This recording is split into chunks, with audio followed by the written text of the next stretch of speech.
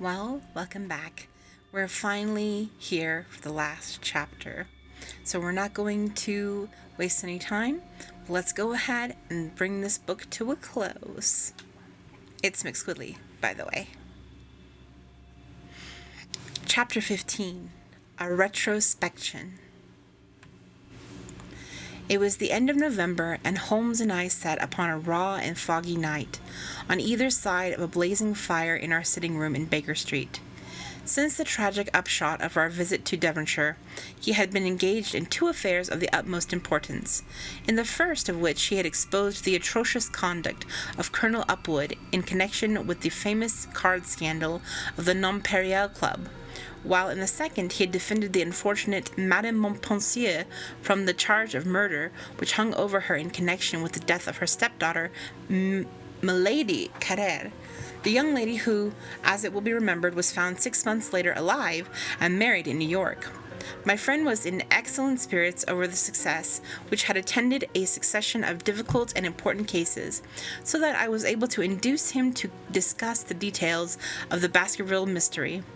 I had waited patiently for the opportunity, for I was aware that he would never permit cases to overlap, and that his clear and logical mind would not be drawn from its present work to dwell upon memories of the past. Sir Henry and Dr. Mortimer were, however, in London on their way to that long voyage which has been recommended for the restoration of his shattered nerves. They had called upon us that very afternoon, so that it was natural that the subject should come up for discussion. The whole course of events, said Holmes, from the point of view of the man who called himself Stapleton, was simple and direct, although to us, who had no means in the beginning of knowing the motives of his actions, I could only learn parts of the facts. It all appeared exceedingly complex. I have had the advantage of 2 conversations with Mrs. Stapleton, and the case has now been so entirely cleared up that I am not aware that there is anything which has remained a secret to us. You will find a few notes upon the matter under the heading B in the annexed list of cases. Perhaps you would kindly give me a sketch of the course of events from a memory. Certainly, though I cannot guarantee that I carry all the facts in my mind. Intense mental concentration has a curious way of blotting out what has passed. The barrister who has his case at his fingers' ends and is able to argue with an expert upon his own subject, finds that a week or 2 of the courts will drive it all out of his head once more. So each of my cases displaces the last, and Milady Carrère has blurred my recollection of Baskerville Hall. Tomorrow, some other little problem may be submitted to my notice which will be in turn dispossess the fair French lady and infamous Upwood. So far as the case of the Hound goes, however, I will give you the course of events as nearly as I can, and you will suggest anything which I have forgotten. My inquiries show beyond all question that the family portrait did not lie, and that his fellow was indeed at Baskerville. He was a son of that Roger Baskerville, the younger brother of Sir Charles, who fled with a sinister reputation to South America, where he was said to have died unmarried. He did, as a matter of fact, marry, and had 1 child. This fellow, whose real name is the same as his father's, he married Beryl Garcia, one of the beauties of Costa Rica, and having purloined a considerable sum of public money, he changed his name to Vandeleur and fled to England, where he established a school in the east of Yorkshire. His reason for attempting this special line of business was that he had struck up an acquaintance with a consumptive tutor upon voyage home, and that he had used this man's ability to make the undertaking a success. Fraser, the tutor, died, however, and the school, which had begun well, sank from disrepute into infamy. The Vandeleurs found it convenient to change their name to Stapleton, and he brought the remains of his fortune, his schemes for the future, and his taste for entomology to the south of England. I learned at the British Museum that he was a recognized authority upon the subject, and that the name of Vandeleur has been permanently attached to a certain moth which he had, in his Yorkshire days, been the first to describe. We now come to that portion of his life which has proved to be such intense interest to us. The fellow had evidently made inquiry and found that only 2 lives intervened between him and a valuable estate. When he went to Devonshire, his plans were, I believe, exceedingly hazy, but that he meant mischief from the first is evident from the way in which he took his wife with him in the character of his sister.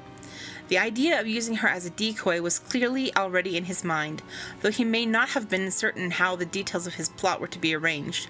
He meant in the end to have the estate, and he was ready to use any tool or run any risk at the end, for that end. His first act was to establish himself as near to his ancestral home as he could, and his second was to cultivate a friendship with Sir Charles Baskerville and with the neighbours. The baronet himself told him about the family hound, and so prepared the way for his own death.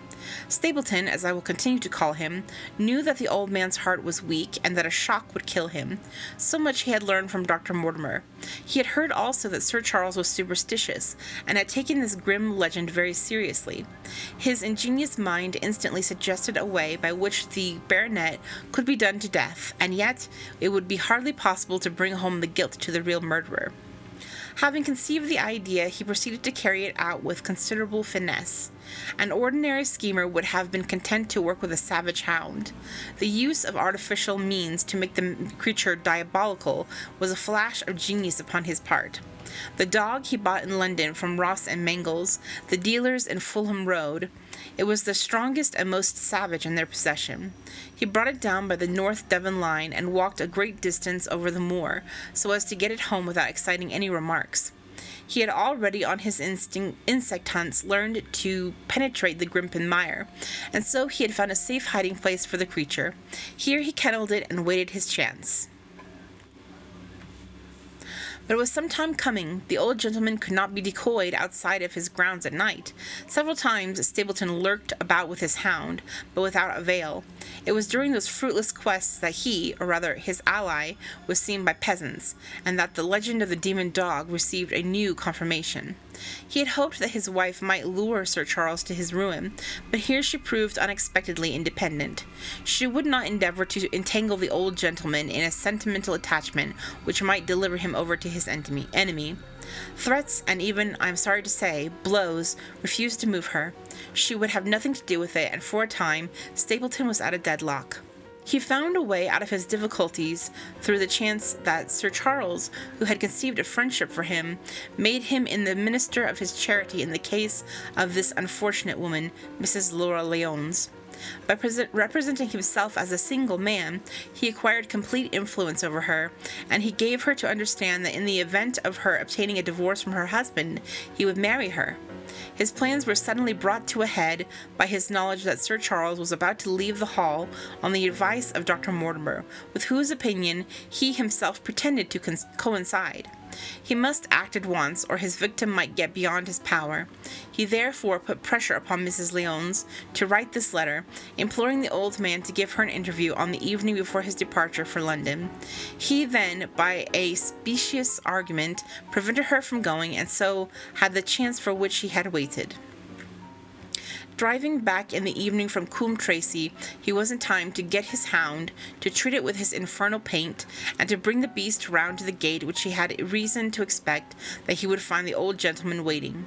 The dog, incited by its master, sprang over the wicket gate, pursued the unfortunate baronet, who fled screaming down the yew alley. In that gloomy tunnel it must indeed have been a dreadful sight to see that huge black creature, with its flaming jaws and blazing eyes, bounding after its victim. He fell dead at the end of the alley from the heart disease and terror. The hound had kept upon the grassy border, while the baronet had run down the path, so that no track but the man's was visible. On seeing him lying still, the creature had probably approached to sniff at him, but finding him dead had turned away again.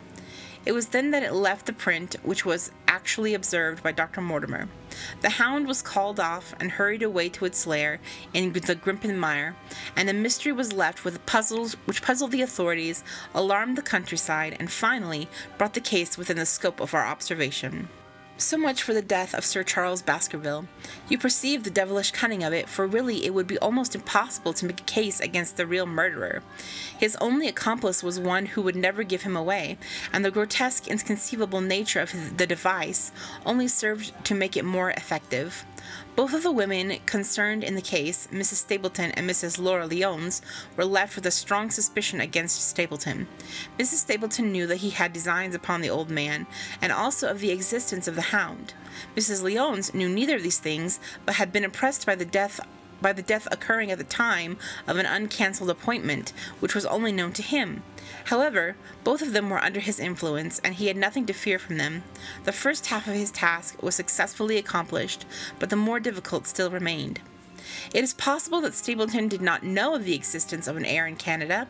In any case, he would very soon learn it from his friend Dr. Mortimer, and he was told by the latter all details about the arrival of Henry Baskerville. Stapleton's first idea was that his young stranger from Canada might possibly be done to death in London without coming down to Devonshire at all. He distrusted his wife ever since she had refused to help him in laying a trap for the old man, and he dared not leave her long out of his sight for fear he should lose his influence over her. It was for this reason that he took her to London with him. They lodged, I find, at the Mexborough Private Hotel in Craven Street, which was actually one of those called by my agent in search of evidence.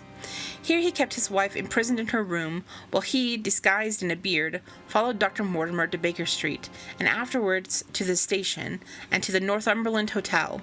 His wife had some inkling of his plans, but she had such a fear of her husband, a fear founded upon brutal ill-treatment, that she dared not write to warn the man, whom she knew to be in danger.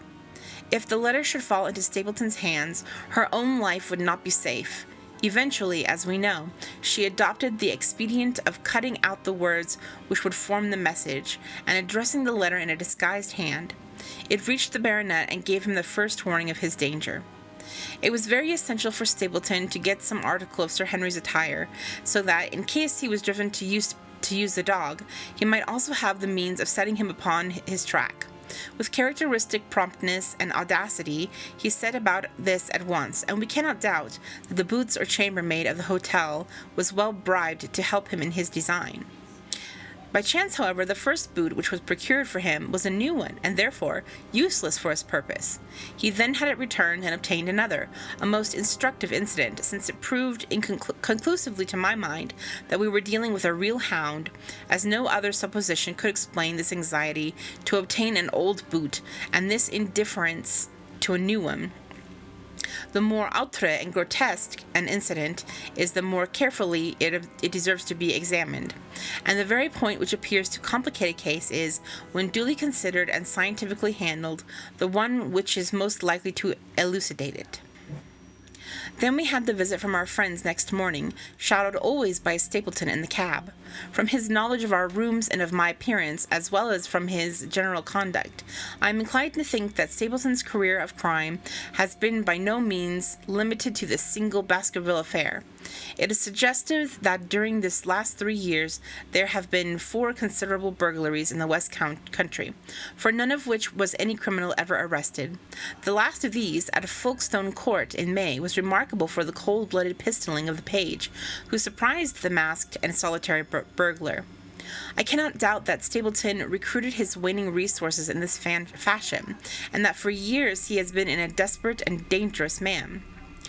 We had an example of his readiness of resource that morning when he got away from us so successfully, and also of his audacity in sending back my own name to me, though through the cabman. From the moment he understood that I had taken over the case in London, and that therefore there was no chance for him there, he returned to Dartmoor and awaited the arrival of the baronet. "One moment," said I. "You have no doubt described this sequence of events correctly, but there is one point which you have left unexplained. What became of the Hound when its master was in London?" I have given some attention to this matter, and it is undoubtedly of importance. There can be no question that Stapleton had a confidant, though it is unlikely that he ever placed himself in his power by sharing all his plans with him. There was an old manservant at Merripit House, whose name was Anthony. His connection with the Stapletons can be traced for several years, as far back as the schoolmastering days, so that he may have been aware that his master and mistress were really husband and wife. This man has disappeared and has escaped from the country. It is suggestive that Anthony is not a common name in England, while Antonio is so in all Spanish or Spanish-American countries. The man, like Mrs. Stapleton herself, spoke good English, but with a curious lisping accent. I have myself seen this old man cross the Grimpen Mire by the path which Stapleton had marked out. It is very probable, therefore, that in the absence of his master, it was he who cared for the hound, though he may never have known for the purpose for which the beast was used.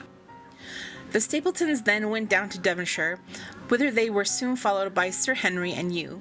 One word now as to how I stood myself at that time.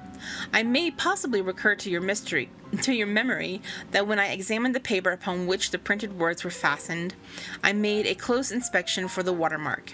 In doing so, I held it within a few inches of my eyes, and was conscious of a faint smell of the scent known as white jessamine. There are 75 perfumes, which is very necessary that a criminal expert should be able to distinguish from each other, and cases have more than once, within my own experience, depended upon their prompt recognition. The scent suggesting the presence of a lady, and already my thoughts began to turn toward the Stapletons. Thus I had made certain of the Hound, and had guessed at the criminal before we even went to the West Country.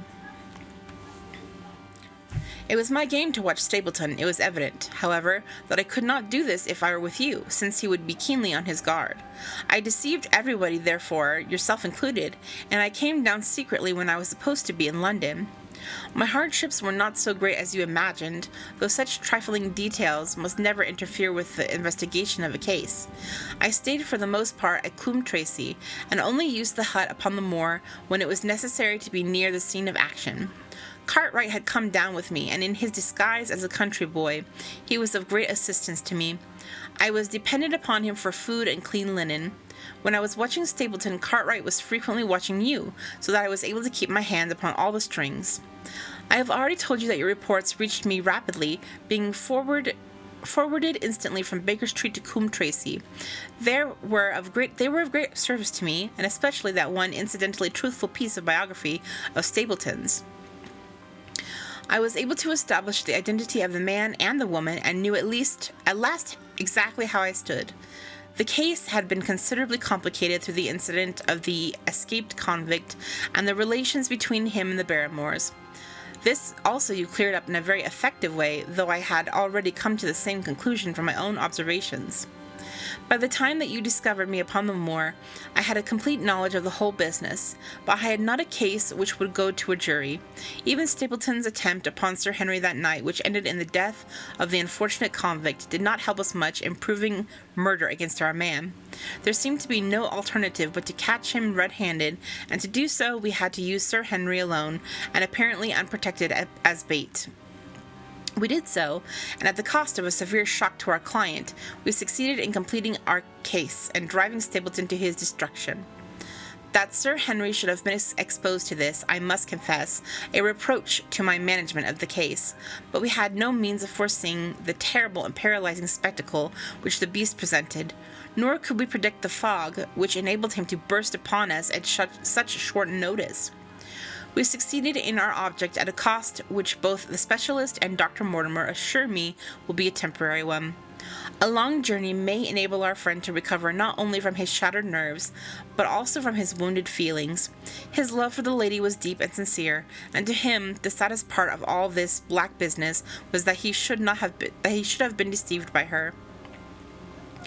It only remains to indicate the part which she had played throughout. There can be no doubt that Stapleton exercised an influence over her, which may have been love or may have been fear, or very possibly both, since they are by no means incompatible emotions. It was at least absolutely effective. At his command, she consented to pass as his sister, though he found the limits of his power over her when he endeavored to make her the direct accessory to murder. She was ready to warn Sir Henry so far as she could, without implicating her husband, and again she tried to do so. Stapleton himself seems to have been capable of jealousy, and when he saw the baronet paying court to the lady, even though it was part of his own plan, still he could not help interrupting with a passionate outburst, which revealed the fiery soul which his self-contained manner so cleverly concealed. By encouraging the intimacy, he made it certain that Sir Henry would frequently come to Merripit House, and that he would sooner or later get the opportunity which he desired. On the day of the crisis, however, his wife suddenly turned against him. She had learned something of the death of the convict, and she knew that the Hound was being kept in the outhouse on the evening that Sir Henry was coming to dinner. She taxed her husband with his intended crime, and a furious scene followed in which he showed her for the first time that she had a rival in his love. Her fidelity turned in an instant to bitter hatred, and he saw that she would betray him.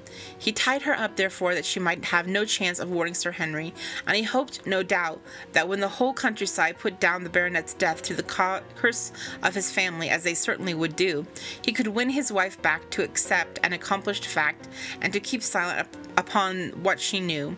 In this, I fancy that in any case he made a miscalculation, and that if we had not been there, his doom would none the less have been sealed. A woman of Spanish blood does not condone such an injury so lightly. And now, my dear Watson, without referring to my notes, I cannot give you a more detailed account of this curious case. I do not know that anything essential has been left unexplained. He could not hope to frighten Sir Henry to death, as he had done with the uncle, with his bulky hound. The beast was savage and half-starved. If its appearance did not frighten its victim to death, at least it would paralyze the resistance which might be offered. No doubt. There only remains one difficulty. If Stapleton came into succession, how could he explain the fact that he, the heir, had been living unannounced under another name so close to the property?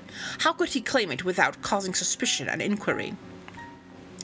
It is a formidable difficulty, and I fear that you ask too much when you expect me to solve it. The past and the present are within the field of my inquiry, but what a man may do in the future is a hard question to answer. Mrs. Stapleton has heard her husband discuss the problem on several occasions.